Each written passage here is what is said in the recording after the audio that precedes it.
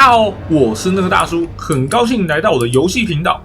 今天继续带来全军破敌战锤3的对战影片。没错，看到这个老鼠，我们今天使用的就是鼠人。那一样呢，使用的是灰先知瘟疫系啊，带了这个可以召唤老鼠的2个技能，那还有一个污秽庇佑，这3个我觉得真的蛮好用的。好的，我们来看一下我方的阵容啊。最前线呢是这边一字排开的是奴隶鼠，然后还有就是氏族战鼠迟钝版本。正中间呢放了一只单体巨兽地狱魔窟孽物。那它的特色之前有讲过了，就是死而复活，但是它是几率性的所以有时候不会发动。那这边呢一样呢是配置了4队的魔焰喷射兵，真的很恐怖很强。可是最大问题就是它的射程比较短，所以要谨慎小心使用。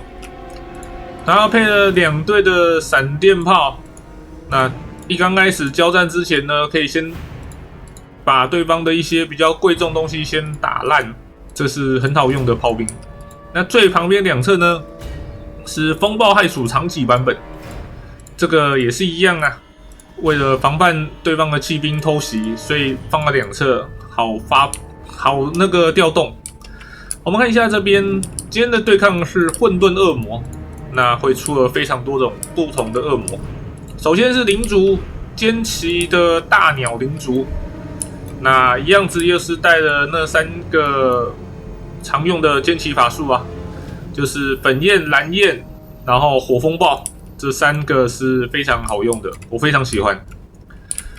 那这边呢，尖鳍蓝妖总共是带了5队，然后纳垢灵也是带了5队，都是低阶版本的东西，负责就是牵制对方、拖住对方，而且尖鳍蓝妖有少量的4发子弹可以打1次爆发。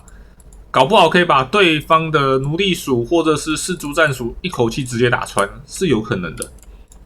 然后我们看一下，这边是尖鳍火妖，那就是主要输出单位啦。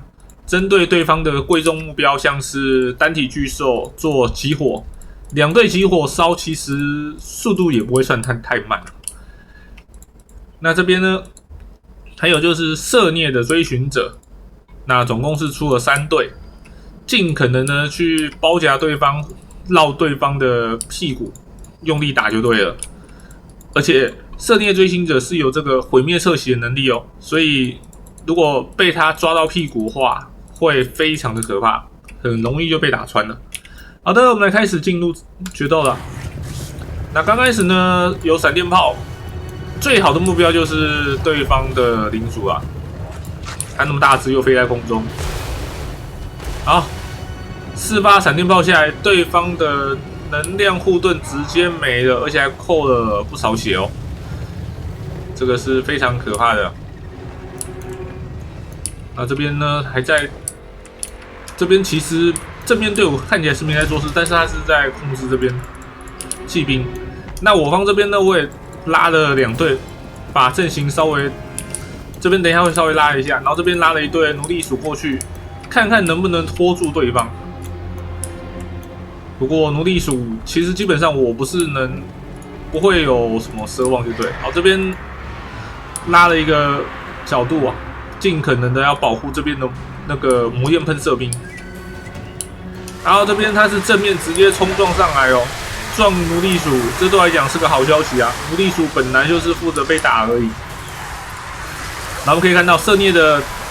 基本上就是算是没穿护甲的感觉，喷一喷很快就会不见的，所以色孽单位要小心使用，它太脆了。然后这边的奴隶鼠很快就被打退了，毕竟奴隶鼠基本上没有什么战斗能力啊。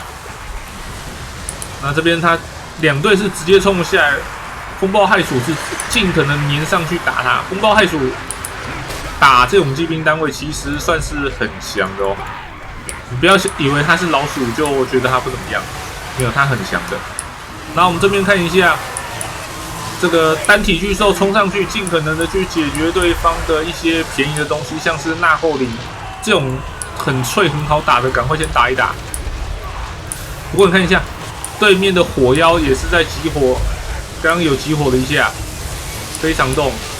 好，我们魔焰喷射兵就直接开始喷射火焰这些哦。好，闪电炮也加入了，尽可能的把对方的火妖先解决掉。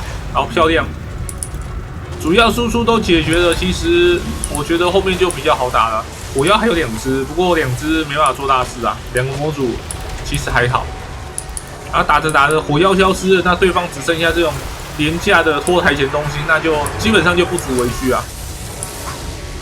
那刚刚这边的追寻者也是被风暴害鼠长体版本这边不断的牵制住，然后魔焰喷射兵在后方在不断的喷火。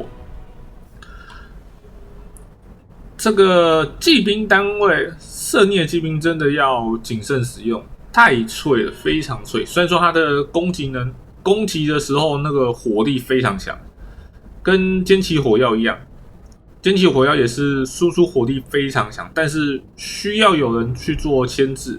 色孽像这种骑兵其实也是需要人做牵制，只要把，例如说你要打魔焰喷射兵之类的话，你的要把对方的前排或者是把这些风暴害鼠给牵制住，然后再回头用力的打，尽可能的去输出。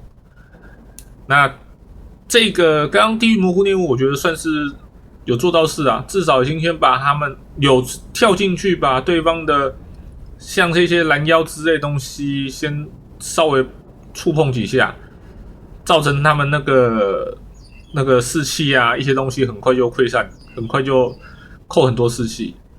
这个算是有做到事情，主要是刚刚在交战的时候，怎么讲？部队这边它太过于集中，单体巨兽跳进去的时候，它一口气会攻击到非常多的单位。坦白讲，其实我自己也很常犯这种错啊，就是很习惯把这些输出型单位一坨挤在一起，然后一口气输出这样爆发。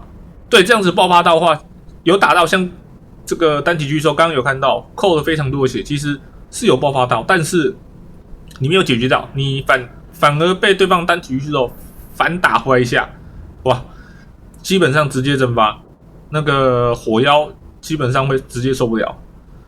这个我自己其实我也非常理解，我自己很常犯这种错，因为你在交战的时候，你还要特别再去把那个远程单位特别去拉成这样子，很浪费手速。更正，应该说很需要手速，不是很浪费，这是很重要。但是你很需要多余的手速，但是同时你要控制你的骑兵，看看有没有撞到人或是什么的，然后你要回头看你的弓箭手站位对不对，你的弓箭手有没有打到正确目标啊？你前排肉盾到底有没有成功阻挡，还是他在睡觉？你的法师现在安不安全？需不需要放法术了？对方的那个哪里可以放法术，适合放什么法术？你这个时候脑袋都要赶快判断。这就是操作这边的话，兵表就是要这样子，打起来很辛苦，脑袋要不断的去转。但是我是觉得，其实这样子有很多操作，其实也是蛮过瘾的。坦白讲，我觉得 RTS 的魅力就在这边。好的，那以上就是今天所有影片内容了。如果喜欢的影片，帮我点个赞，并且分享出去。我是那个大叔，我们下次再见，拜拜。